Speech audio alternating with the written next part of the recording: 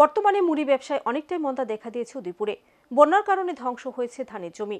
এর ফলে গিগো স্থানের মুড়ি উৎপাদনের সমস্যায় পড়েছেন মুড়ি বিক্রেতারা। উদয়পুর বাজারে এখন 280 টাকা কেজি চলছে প্রতি কেজি মুড়ির দাম। আর তা নিয়ে আজকের এই বিশেষ প্রতিবেদন। উদয়পুর বাজারে গিগোজ ধানের মুড়ির আকাল। গত 4 মাস যাবৎ উদয়পুর শহর থেকে উধাও হয়ে গিয়েছে মুড়ি। এর ফলে খাদ্যপ্রেমী সাধারণ মানুষ গিগোজ মুড়ির জন্য উদয়পুর শহরে এসে ফিরে যেতে হচ্ছে প্রতিদিন। এ নিয়ে দীর্ঘ বহু বছর পুরনো এক মুড়ি ব্যবসায়ী জানান, মুড়ি ব্যবসায় বর্তমানে দেখা দিয়েছে মন্দা।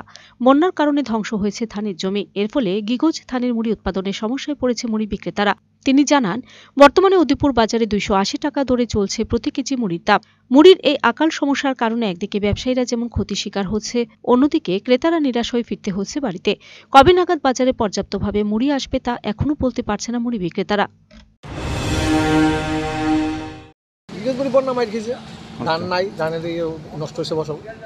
কবে থেকে এই সমস্যাটা? বন্যার পর থেকে এখনো পর্যন্ত আপনার কাছে নাই? না।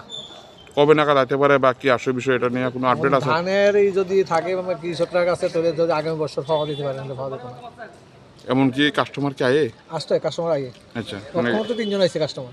কত করে হয়তো বিক্রিটা আপনাদের? 280 টাকা চলছে। মানে এখন কি নাই, একবারে নেই মার্কেটে? কত বছর ধরে আপনি এই পেশার সাথে যুক্ত? 13 বছর। এটা কি এই বছরে প্রথম এই ধরনের ঘটনা? একটু বন্যার পর থেকে। কি নাম আপনার? উদ্দিন দত্ত। এখানেরই স্থানীয় বাসিন্দা উদয়পুরের? Video report, search India TNN।